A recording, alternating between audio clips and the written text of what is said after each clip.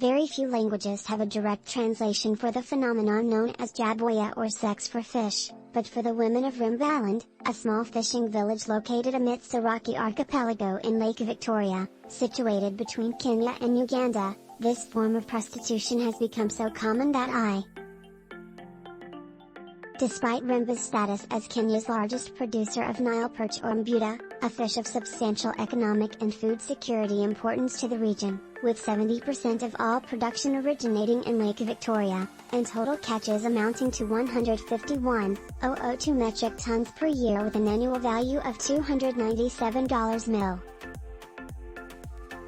Most local fishers are men between the ages of 12 and 35 years, and while they do all of the fishing, up to 12 hours a day of fishing expeditions or tembea, they take home only 20 to 30% of profits, with the remainder going to boat owners, most of whom live elsewhere.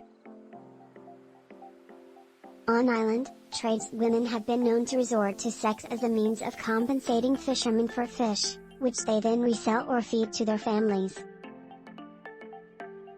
Women have typically not had a voice in the island's primary industry. Before we met them, the women of Remba Island were not short of aspirations, determination and perseverance, but they were lacking empowerment, says Janine Edwards, CEO of Power for the People, PFP, a UK-based charity that has. In 2018, PFP partnered with a solar energy pay-as-you-go mini-grid power provider, Dream EP Global Energy Kenya Limited, Dream, to springboard a renewable energy-powered agricultural enterprise, under the leadership of a 15-member women's self-help group called the Remba Women's Group. A poultry farm and kitchen garden, which was seed-funded by PFP, has provided the women in the community with jobs, food, education, and training through a sustainable project that has been led, scaled, and maintained by the women themselves. What we are doing is giving people the opportunity to GE.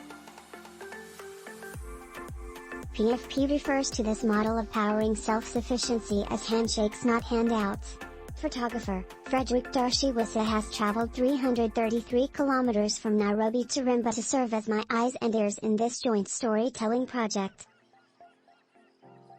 He forwards clips of pollution floating in the surrounding waters, of single-room iron sheet houses and garbage-lined streets and waterfronts.